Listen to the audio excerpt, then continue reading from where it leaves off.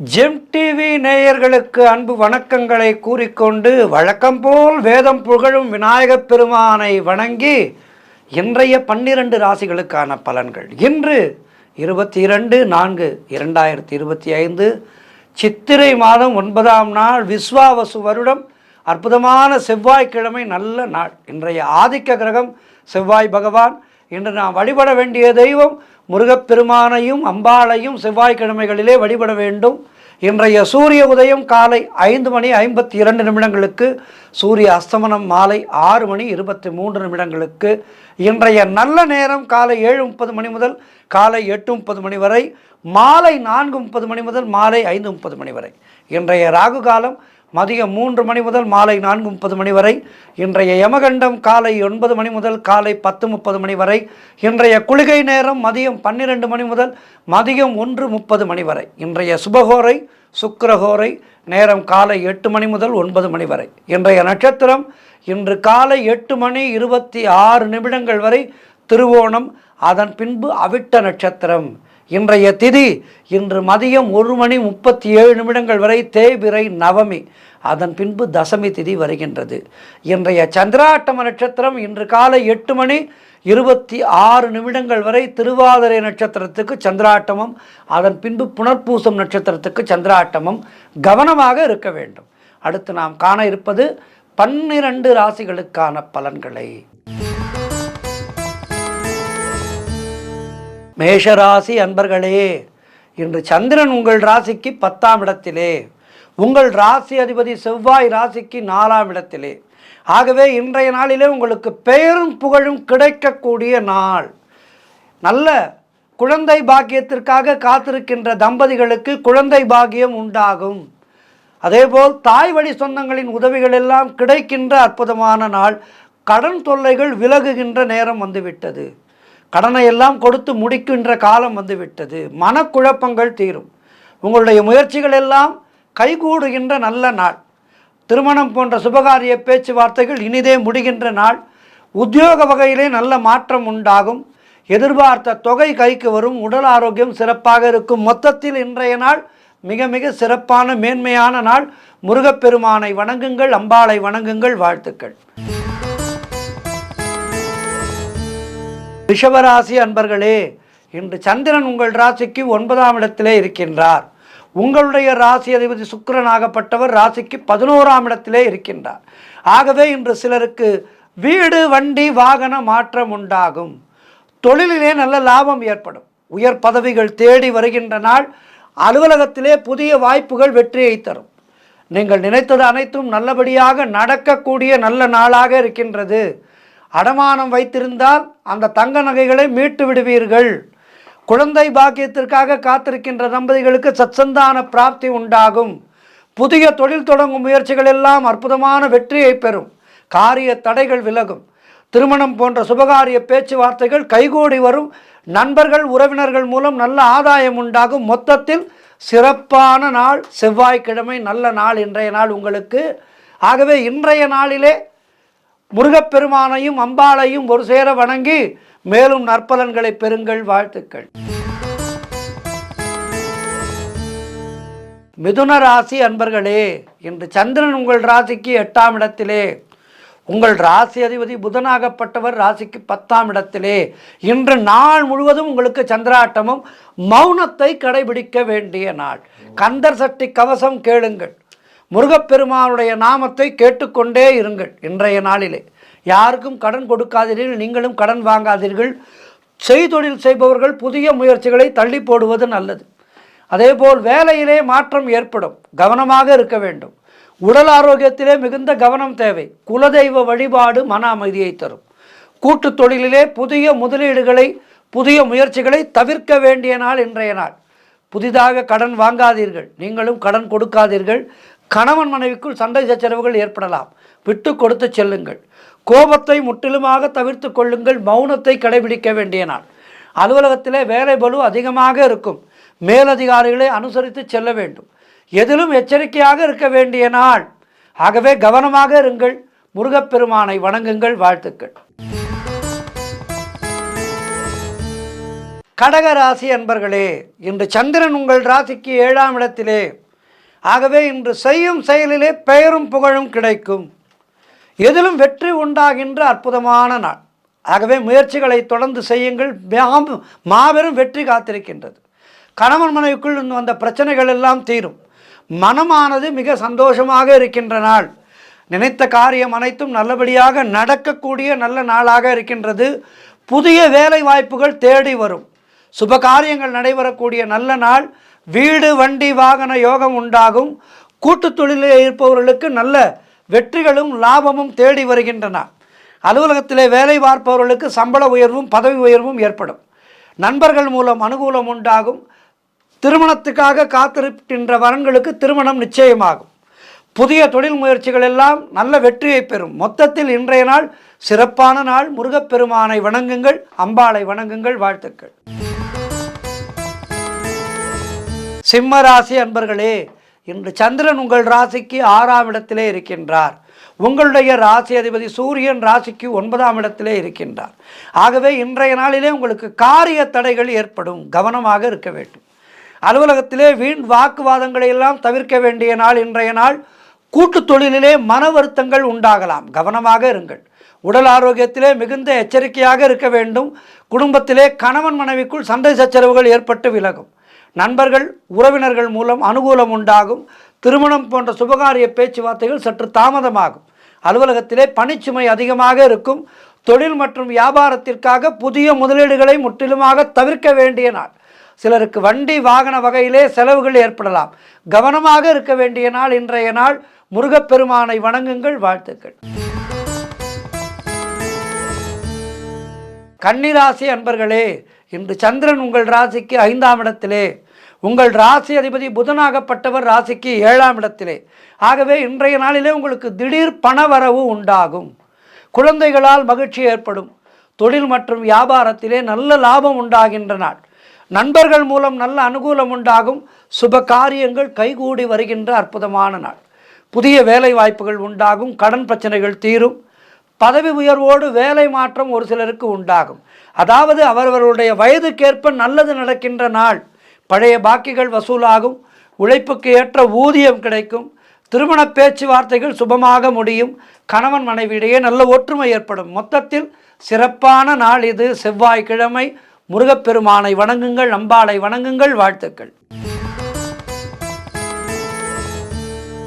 துலாம் ராசி அன்பர்களே, இன்று சந்திரன் உங்கள் ராசிக்கு 4ஆம் இடத்திலே இருக்கின்றார். உங்கள் ராசி அதிபதி சுக்கிரனாகப்பட்டவர் ராசிக்கு 6ஆம் இடத்திலே இருக்கின்றார். ஆகவே இன்றைய நாளிலே தாய் வழி உறவுகள் மூலம் ஆதாயம் உண்டாகும். கணவன் மனைவியிடையே நல்ல ஒற்றுமை ஏற்படும். சொந்த வீடு வாங்கும் யோகம் உண்டாகும். உத்தியோகத்திலே இருப்பவர்களுக்கு சம்பள உயர்வு பதவி உயர்வு போன்றவை கிடைக்கும். திருமண பேச்சுவார்த்தைகள் சுபமாக முடியும். பண வரவு அதிகரிக்கும். நண்பர்களால் உறவினர்களால் ஆதாயம் உண்டாகும். தொழிலிலே நல்ல வளர்ச்சி உண்டாகும். உங்களுடைய முயற்சிகள் எல்லாம் வெற்றியை பெறுகின்ற அற்புதமான நாள். குலதெய்வ வழிபாடு அனுகூலத்தை தரும். முன்னோர்களுடைய ஆசீர்வாதம் பரிபூர்ணமாக கிடைக்கும். மொத்தத்தில் இன்றைய நாள் மிக மிக மிக சிறப்பான நாள். முருகப்பெருமானை வணங்கி மேலும் ஏற்றங்களை பெறுங்கள். வாழ்த்துக்கள். விருச்சிக ராசி அன்பர்களே, இன்று சந்திரன் உங்கள் ராசிக்கு 3ஆம் இடத்திலே. உங்கள் ராசி அதிபதி செவ்வாய் ராசிக்கு 9ஆம் இடத்திலே. ஆகவே இன்றைய நாளிலே இளைய சகோதரர்கள் மூலம் ஆதாயம் உண்டாகும்.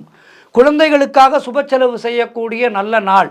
எடுக்கும் முயற்சிகள் எல்லாம் மாபெரும் வெற்றி பெறும். பொருள் வரவும் தனலாபமும் அதிகரிக்கின்ற நாள். திடீர் அதிர்ஷ்டங்கள் சிலருக்கு தேடி வரும். கூட்டு தொழிலிலே நல்ல லாபங்கள் வரக்கூடிய நாள். வேலை இல்லாதவர்களுக்கு நல்ல வேலை கிடைக்கும். திருமணம் போன்ற சுபகாரிய பேச்சுவார்த்தைகள் இனிதே முடிகின்ற நாள். நண்பர்கள் மூலம் உறவினர்கள் மூலம் எதிர்பார்த்த உதவிகள் கிடைக்கும். உடல் ஆரோக்கியத்திலே நல்ல முன்னேற்றம் உண்டாகும். கடன் தொல்லைகள் முற்றிலுமாக விலகும். தொழில் வியாபாரத்திலே நல்ல வளர்ச்சி உண்டாகும். மொத்தத்தில் இன்றைய நாள் உங்களுடைய மனதிலே இருக்கின்ற முயற்சிகள் எல்லாம், நீங்கள் செய்ய வேண்டும் என்று நினைக்கின்ற காரியங்கள் எல்லாம் வெற்றி பெறுகின்ற நாள். ஆகவே அவற்றுக்கான முயற்சிகளை தொடங்குங்கள். மாபெரும் வெற்றி பெறுங்கள். முருகப்பெருமானை வணங்குங்கள். வாழ்த்துக்கள். தனுசு ராசி அன்பர்களே, இன்று சந்திரன் உங்கள் ராசிக்கு 2ஆம் இடத்திலே. உங்கள் ராசி அதிபதி குருவாகப்பட்டவர் ராசிக்கு 6ஆம் இடத்திலே. ஆகவே இன்றைய நாளிலே பொருளாதாரம் திருப்திகரமாக இருக்கும். நீங்கள் எதிர்பார்த்த விஷயங்கள் எல்லாம் நல்லபடியாக நடக்கும். தொழில் மற்றும் வியாபாரத்திலே சிறப்பான முன்னேற்றம் உண்டாகும். உறவினர்களோடு இருந்து வந்த மன வருத்தங்கள் எல்லாம் தீருகின்ற நாள். பிள்ளைகளால் பெருமை ஏற்படும். வாழ்க்கை துணையால் மகிழ்ச்சி உண்டாகும். மனம் மிகவும் சந்தோஷமாக இருக்கின்ற நாள். பழைய பாக்கிகள் வசூலாகும். காரிய வெற்றிகள் உண்டாகும். திருமணம் ஒரு சிலருக்கு நிச்சயமாகும். கூட்டு தொழிலிலே நல்ல லாபம் ஏற்படுகின்ற நாள். எதிர்பார்த்த இடமாற்றம் கிடைக்கும். வீடு வகையிலோ அலுவலக வகையிலோ ஏதேனும் ஒரு வகையிலே நீங்கள் எதிர்பார்க்கின்ற மாற்றம் ஏற்படும். புதிதாக ஏதேனும் பொருட்களை வாங்கி சுப செலவு செய்வீர்கள். மொத்தத்தில் இன்றைய நாள் எல்லா வகையிலும் ஏற்றமும் மாற்றமும் மிகுந்த நாளாக இருக்கின்றது. மேலும் வெற்றிகளை பெறுவதற்கு முருகப்பெருமானையும் அம்பாளையும் வணங்குங்கள். வாழ்த்துக்கள். மகர ராசி அன்பர்களே, இன்று சந்திரன் உங்கள் ராசியிலேயே இருக்கின்றார். உங்கள் ராசி அதிபதி சனியாகப்பட்டவர் ராசிக்கு 2ஆம் இடத்திலே இருக்கின்றார். ஆகவே இன்றைய நாளிலே அலுவலகத்திலே பதவி உயர்வு, சம்பள உயர்வு போன்றவை கிடைத்து மனதுக்கு சந்தோஷத்தை ஏற்படுத்தும். உடல் ஆரோக்கியம் திருப்திகரமாக இருக்கின்றது. புதிய முயற்சிகள் வெற்றியை பெறும். தொட்டதெல்லாம் பொன்னாகக்கூடிய அற்புதமான நாளாக இருக்கின்றது. பண வரவு அதிகரிக்கும். பொருளாதாரம் திருப்திகரமாக இருக்கும். நண்பர்கள் மூலம் அனுகூலம் உண்டாகும். நினைத்ததெல்லாம் நல்லபடியாக நடக்கக்கூடிய பொன்னான நாள் இன்றைய நாள்.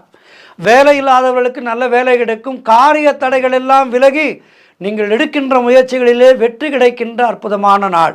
மனம் உற்சாகமாக காணப்படக்கூடிய நல்ல நாள். குழந்தை பாக்கியத்திற்காக காத்திருக்கின்ற தம்பதிகளுக்கு குழந்தை பாக்கியம் உண்டாகும். தொழில் மற்றும் வியாபாரத்திலே சிறப்பான முன்னேற்றம் உண்டாகும். மொத்தத்தில் இன்றைய நாள் உங்களுடைய ஆசைகளை எல்லாம் நிறைவேற்றுகின்ற நாளாக இருக்கின்றது. முருகப்பெருமானை வணங்குங்கள். அம்பாளை வணங்குங்கள். வாழ்த்துக்கள். கும்பராசி அன்பர்களே, இன்று சந்திரன் உங்கள் ராசிக்கு 12ஆம் இடத்திலே. உங்கள் ராசி அதிபதி சனி ராசியிலேயே இருக்கின்றார். ஆகவே இன்றைய நாளிலே குலதெய்வ வழிபாடு மேற்கொள்ளுங்கள். பெரும் வெற்றி பெறுவீர்கள். வீண் வாக்குவாதங்களை எல்லாம் தவிர்க்க வேண்டிய நாள். ஒரு சிலருக்கு வேலை மாற்றம் உண்டாகும். தேவையில்லாமல் மற்றவர்களுடைய விஷயங்களிலே தலையிடாதீர்கள். யாருக்கும் ஆலோசனை சொல்லாதீர்கள். மேலதிகாரிகளால் அலுவலகத்திலே நெருக்கடிகள் உண்டாகும். வீண் விரயங்கள் உண்டாகலாம். கவனமாக இருங்கள். பொருளாதாரம் நெருக்கடியாக இருக்கின்றது. அலுவலகத்திலே வேலை பளு அதிகமாக இருக்கும். உடல் ஆரோக்கியத்திலே எச்சரிக்கையாக இருக்க வேண்டிய நாள். தொழில் மற்றும் வியாபாரத்திலே புதிய முதலீடுகளை தவிர்க்க வேண்டிய நாள். மொத்தத்தில் கவனமாக இருக்க வேண்டிய நாள் இன்றைய நாள். ஆகவே இன்றைய நாளிலே முருகப்பெருமானை வணங்குங்கள். முன்ஜாக்கிரதையோடு இருங்கள். வாழ்த்துக்கள். மீன ராசி அன்பர்களே, இன்று சந்திரன் உங்கள் ராசிக்கு 11ஆம் இடத்திலே இருக்கின்றார். உங்களுடைய ராசி அதிபதி குரு ராசிக்கு 3ஆம் இடத்திலே. ஆகவே இன்று உங்களுக்கு எல்லா விதமான பாக்கியங்களும் கிடைக்கும். மூத்த சகோதரர்கள் மூலம் நல்ல ஆதாயம் உண்டாகின்றன. பொருளாதாரத்திலே சிறப்பான வளர்ச்சி உண்டாகும். குடும்ப ஒற்றுமை சந்தோஷத்தை தரும். நண்பர்கள் மூலமும் உறவினர்கள் மூலமும் அனுகூலம் உண்டாகின்றன. எதிர்பார்த்த எல்லா விஷயங்களும் நல்லபடியாக நடக்கும். வீடு வண்டி வாகன மாற்றம் உண்டாகும். குழந்தைகளால் பெருமை ஏற்படும். காரிய தடைகள் எல்லாம் விலகி காரிய வெற்றிகள் உண்டாகின்ற நாள். உடல் ஆரோக்கியத்திலே சிறப்பான முன்னேற்றம் உண்டாகும். சுபகாரியங்கள் நடக்கக்கூடிய அற்புதமான நாள் இது. தொழிலிலே நல்ல லாபம் ஏற்படுகின்ற நாள். கடன் பிரச்சனைகள் முற்றிலுமாக தீரும். வேலை இல்லாதவர்களுக்கு நல்ல வேலை கிடைக்கும். மொத்தத்தில் மீனராசினருக்கு இன்றைய நாள் மிக மிக சிறப்பாக இருக்கின்றது. இன்றைய நாளிலே மேலும் வெற்றிகளை பெறுவதற்கு, நல்ல பலன்களை பெறுவதற்கு முருகப்பெருமானை வணங்குங்கள். வேல் இருக்கையில் வினை இல்லை. வேலும் மயிலும் இருக்க எல்லா விதத்திலுமே வெற்றி. ஆக இன்றைய நாளிலே 12 ராசினரும் முருகப்பெருமானை சரணடைந்து வெற்றியை பெறுங்கள். வாழ்த்துக்கள். இன்றைய ஆன்மீக தகவல், அட்சய திருதியை. இந்த அட்சய திருதியை என்பது இப்போதெல்லாம் நகை வாங்குவது என்று மிக பெரிய அளவிலே நடைபெற்று கொண்டிருக்கின்றது. ஆனால் இந்த அட்சய திருதியை அன்று முக்கியமாக நாம் செய்ய வேண்டியது இப்படி தங்க நகை வாங்குவது அல்ல. அன்றைய நாளிலே தயிர் சாதம் தானமாக கொடுக்க வேண்டும். அன்னதானம் நிறைய செய்ய வேண்டும். இவையெல்லாம் தான் முந்தைய காலங்களிலே நம்முடைய முன்னோர் செய்து கொண்டிருந்தார்கள். ஆகவே அட்சய திருதியை என்றால் அது ஏதோ தங்கம் வாங்குவதற்கான நாள் மட்டும் அல்ல. ஆகவே அன்றைய நாளிலே உப்பு வாங்க வேண்டும், அவசியம். கடைக்கு சென்று கல் உப்பு வாங்க வேண்டும். அதேபோல் அரிசி அன்றைய நாளிலே ஒரு மூட்டையாகவோ அல்லது நம்முடைய சக்திக்கு ஏற்பவோ வாங்க வேண்டும். மங்கள பொருட்களை வாங்க வேண்டும். அன்றைய நாளிலே நிறைய தயிர் சாதம் செய்து ஏழை எளியவர்களுக்கு கொடுத்து அன்னதானம் செய்ய வேண்டிய நாள். சரி, இந்த அக்ஷய திருதியை இந்த மாதம் வருகின்றது. அன்றைய நாளிலே இவற்றையெல்லாம் செய்து நல்ல பலன்களை நாம் பெறுவோம். ராகவேந்திர சுவாமிகள் அனைவருக்கும் தெரியும். ராகவேந்திர சுவாமிகள் இங்கே சிதம்பரத்துக்கு பக்கத்திலே புவனகிரியிலே பிறந்து மத்வ மடத்தை காக்கின்ற ஒரு இறைவனாக, மத்வ சமயத்தின் ஒரு மாபெரும் குருவாக, கடவுளாக ஆனவர் ராகவேந்திர சுவாமிகள். இந்த ராகவேந்திர சுவாமிகள் அக்ஷய திருதியின் மகிமையை ஒரு மன்னருக்கு உணர்த்தி இருக்கின்றார். அந்த சம்பவத்தை தான் இன்றைய நாளிலே நாம் பார்க்க இருக்கின்றோம். விஜயராகவ நாயக்கர் ஆட்சி காலத்திலே மழை இல்லாமல் நாடு மிகுந்த வறட்சியிலே அல்லல்பட்டது. மழை இல்லை, அதனால் விவசாயம் இல்லை. ஒரு நாட்டிலே விவசாயம் இல்லை என்றால் மற்ற எல்லா தொழிலுமே ஸ்தம்பித்துவிடும். ஆகவே விவசாயம் என்பது ஒரு மூலமான ஒரு தொழில் எந்த ஒரு நாட்டுக்கும். அதனால்தான் விவசாயம் என்பது முதுகெலும்பு போன்றது என்று சொன்னார்கள்.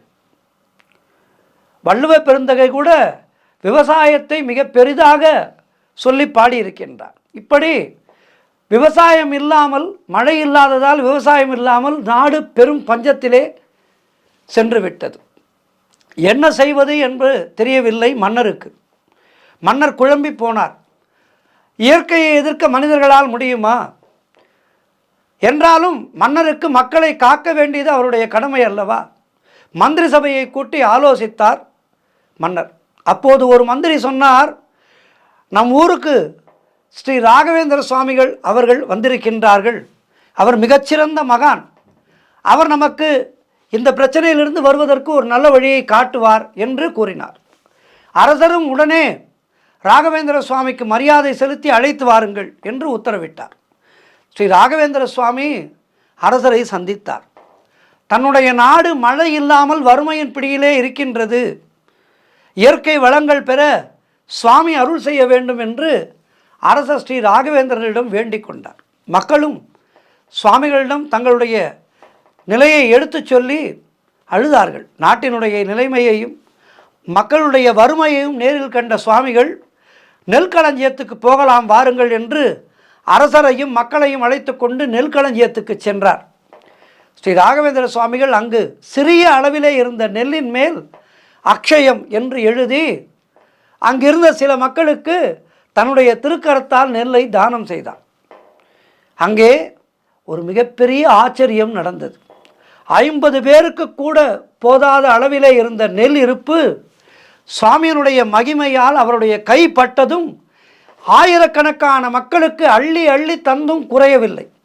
அன்று எப்படி திரௌபதி மகாபாரத காலத்திலே அந்த சபையிலே கோவிந்தா என்று அழுதபோது கிருஷ்ண பரமாத்மா அளவில்லாத சேலைகளை திரௌபதிக்கு அளித்தாரோ, அதுபோல ராகவேந்திர சுவாமிகள் அவர்களுடைய கைப்பட்டதும் அங்கு 50 பேருக்கு கூட போராத நெல் அக்ஷயமாக வளர்ந்து கொண்டே இருந்தது.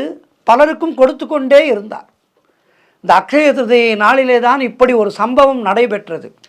அதனால்தான் சொன்னேன், அக்ஷயமாக நம்முடைய இல்லம் வளர வேண்டும் என்றால் அன்றைய நாளிலே நாம் செய்ய வேண்டியது அரிசி வாங்க வேண்டும், உப்பு வாங்க வேண்டும்.